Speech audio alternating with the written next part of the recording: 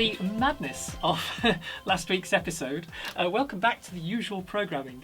I hope you enjoyed last week's episode. It was a lot of fun to do, but a lot of work. I won't be doing that every week. I wonder if it was to everybody's liking. I haven't seen any of the comments yet as I record this. But anyway, welcome back. This week I will be putting the top and the back on the sides. I'll be notching the braces into the linings of the guitar so that we can create a sealed box, but I am not going to be gluing it all together, not yet, because there is still adjustment to be done to those braces, the braces that I started shaping in last week's video, and I've already done the back, so there are adjustments to make. But something I'm interested in finding out is what is the resonant frequency of the box, because really speaking, we have to tune the top and the back according to the frequency of the air cavity. Now, quick recap for those of you who perhaps haven't really thought about this. But the guitar, there are three main resonators. Well, there is a fourth, of course, which is the strings, which is a very important component. But that's a known factor. We have, in addition to the strings, we have the top, we have the back, and we have the air cavity. Now, by adjusting the bracing on the top and the back, we can tune those items, but the body of the guitar is pretty much fixed. We can't do anything about that frequency, so it's important that we know what that frequency is, because we can adjust the frequencies of the other components to suit. Now, two caveats around this. I say it's fixed. It can be adjusted if the frequency of the air cavity depends on the size of the air cavity, which is fixed. We can't really do anything about that. But it also depends on the size of the sound hole. Now, if we make the air cavity bigger, the frequency will drop. But if we make the sound hole bigger, actually the frequency goes up, which may seem a little counterintuitive because big things mean lower frequencies usually, but of course what we're doing here is we're making a negative thing big. We're making a lack of wood bigger, and that raises the frequency. And by putting a sound port in the side of the guitar, that has a similar effect to making the sound hole bigger. And I'm wondering whether that's caught people out in the past, whether they bought a new guitar and just wanted to experiment and thought, I know, I want a sound port because it'll make it sound nicer. I'll be able to hear more clearly what I'm playing, and then it completely changes the sound of the guitar because the resonance of the body goes up. You can hear for yourself how the sound hole affects the resonant frequency, because if you play your guitar and you gradually start to cover the sound hole, you should be able to hear the sound change. You can maybe tap the front of the guitar and you should be able to hear the frequency change as you cover the sound hole, or even just talking into it. You can almost make it like a talk box and sort of make the hole bigger and smaller. It is possible to make the sound hole smaller. You can put a baffle behind the sound hole, but this is only really useful for trying to fix a problematic guitar where there aren't other avenues for doing that. It would usually look a bit messy. You can make it out of black veneer, and you can just put a little sort of circle behind the sound hole just to make the sound hole a millimetre or so, 2 millimetres smaller. Usually these are subtle changes because they have quite a big effect on the resonant frequency. But this is the sort of thing you'd only do as a fix, and you wouldn't do it on a brand new guitar. You'd make sure you get the design right in the first place. I designed this guitar. It's based on other guitars, but the body shape is pretty much unique, and I don't know what the resonant frequency of the cavity is, so I want to find this out. Now, another caveat, we can measure the fundamental frequency of the top. We can measure its monopole. We can measure that in isolation. We can do the same with the back. And hopefully with the method I'm going to use, I can measure the resonant frequency of the air cavity. But when you put all those three things together, those frequencies then change. Now, we can make predictions about how they might change, so it's still useful data to have. But if you have a set of resonators, you can measure their frequencies in isolation, but the moment they're all joined together and start feeding energy into each other, the frequencies change. And I'm hoping in a video coming soon I can investigate how this works, partly with a little bit of mathematics, which I don't think I'll bother you with because I've got a mathematics degree and it baffles me sometimes. But hopefully by experimenting on an existing guitar like my Faith Venus, we can see how these things work. And I think my Faith Venus is a very good model of how a guitar should sound. So I'll be doing some experiments and hopefully illustrate how these things all interact with each other. But that's for a later video.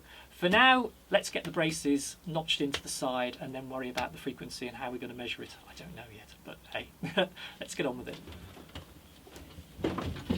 This is way more awkward than I thought it was going to be, because I've got these overhangs and it means it's difficult to line up. Not impossible, but I've got to be a little bit careful. I want to leave it in the mould, or form, as some people call it, so that the shape of the guitar is maintained. I think it's fairly stable, but I want to do this with it in the mould just to make absolutely sure. So what I'm going to do is I'm going to mark the ends of the braces, and then I'm going to cut all of the braces, and then I'm going to refit it so that the braces will then be cut to the outside of the guitar. I want to just then double check that I've got everything exactly right, and then I will take 2mm off the end of all the braces so that it then sits inside the guitar. And it just means that I'm not burning my bridges by just going for the cut in one and potentially getting the top slightly out of place. I'm being perhaps a little overcautious, but I want to flip the whole thing over and measure. But once I've flipped the whole thing over, it's going to be even harder to get everything lined up. Although, is it? Yeah, once the whole thing's flipped over, it's going to be very difficult to mark the ends of the braces, so I'm going to mark them while it's like this, and yeah, just bear with me.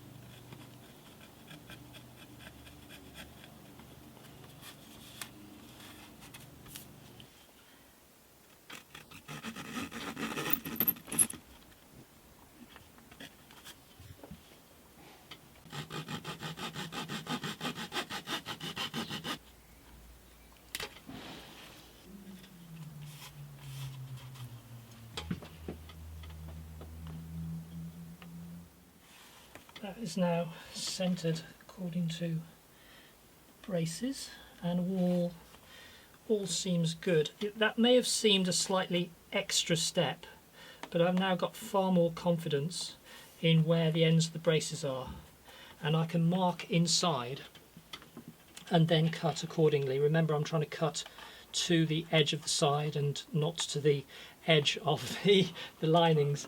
That may seem an obvious thing to say, but so I'm just going to put a very light mark in the middle.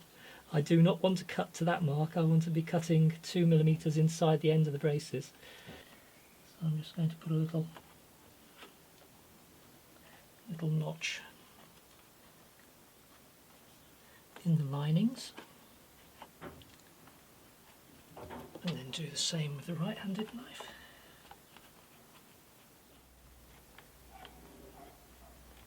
And I'll just mark those with pencils so that we can see. There we go. was a little bit wider than I needed to be up here, so I've got a piece of side material and a piece of lining material.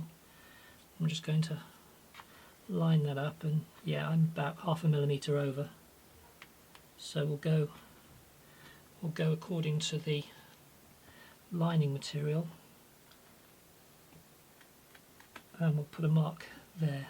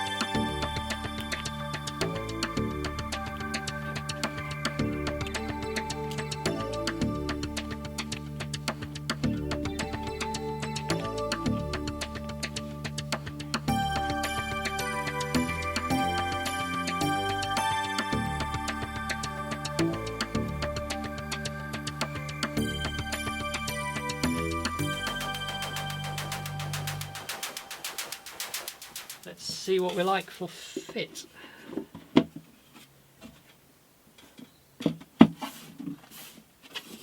Wow, that's snug. I could probably turn that upside down without it coming off.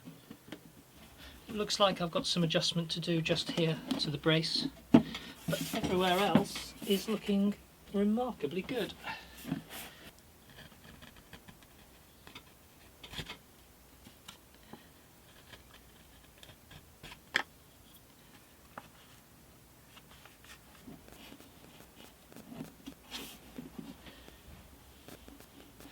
I think we're there. I think for the top, my confidence in the positioning of everything is a little higher. Some of these marks are a little clearer and everything looks good. So I'm going to mark it all up in one go. None of this two-stage cutting of the braces. The tone bars down here I'll have to taper a little bit more because I'm not intending on letting them into the linings, and they're a little bit too long at the moment. The little finger braces are better, but still I will probably have to shorten those as well. But we'll get it all marked up and we'll just do it all in one go, I think. But better be careful not to move anything during the marking up.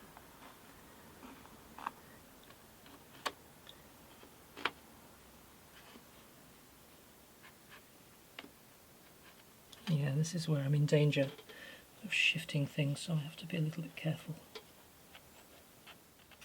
I think it's going to be easier just to use the scalpel for everything.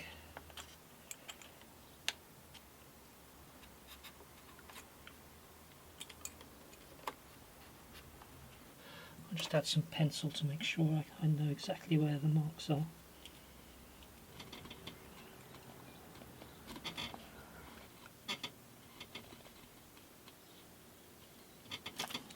Yeah, this is what I've got to be careful of.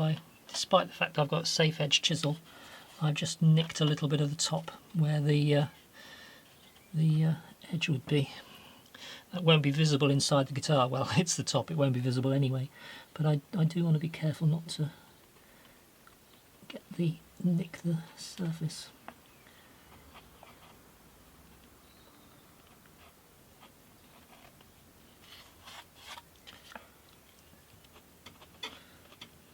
This chisel isn't sharp enough.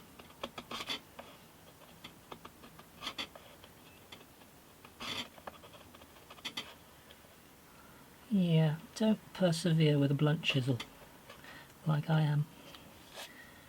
Well, that has got the job done, but I think I'm going to have to spend a moment sharpening.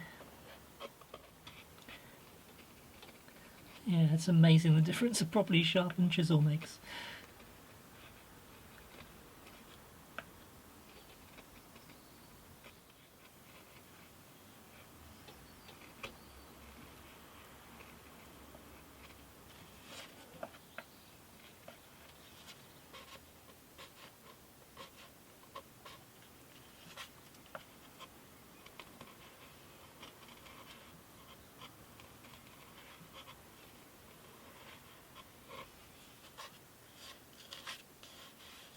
I can tell right away that I'll have to trim this because the curve is still going down at this point.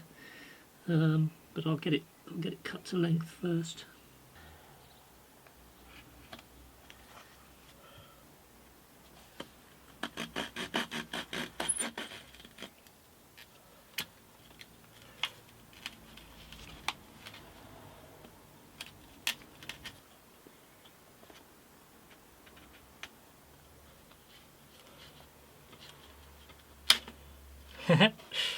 That was easy enough.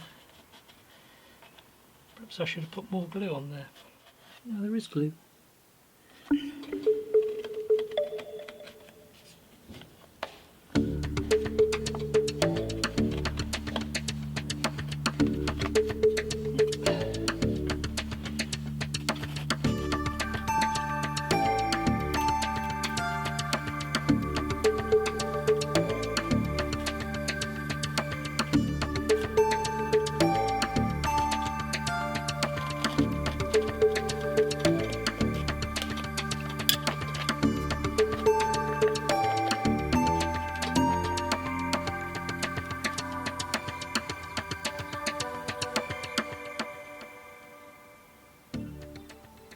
One prepared top.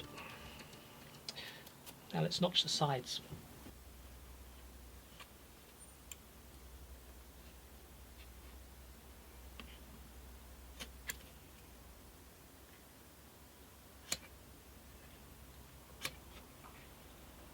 Did you spot the error there? These are X braces, so I've just scored them at the wrong angle. It's not a disaster because I haven't cut them yet, but yeah, it's a good job I spotted that. It's these that go straight across. It's these that are at an angle. Oops.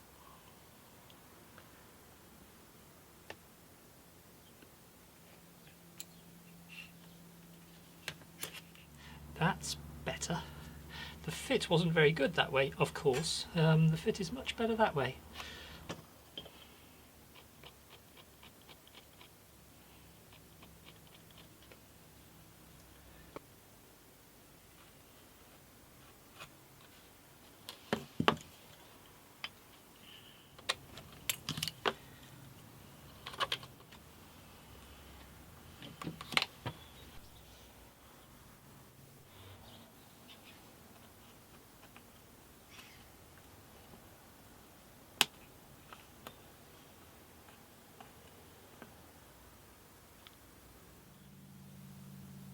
Behold the notches.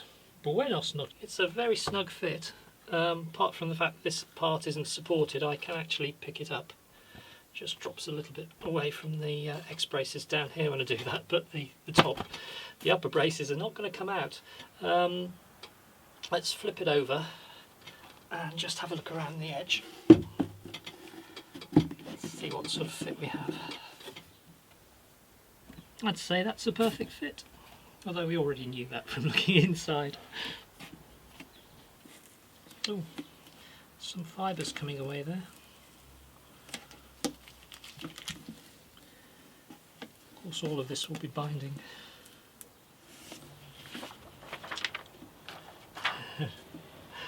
First glimpse of a semi-complete guitar.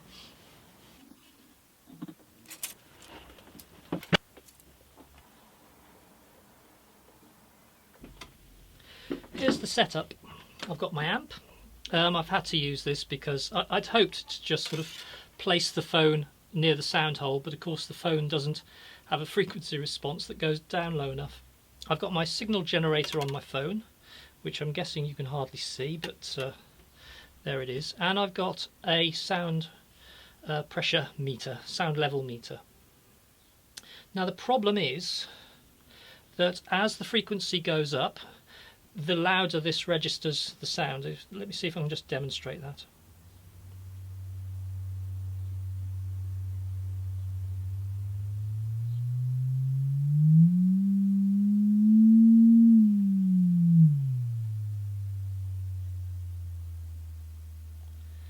Which is a shame, but there is a point where if I just make this rise steadily, and of course it's picking up my talking, there is a point where it dwells. You can see it more going down.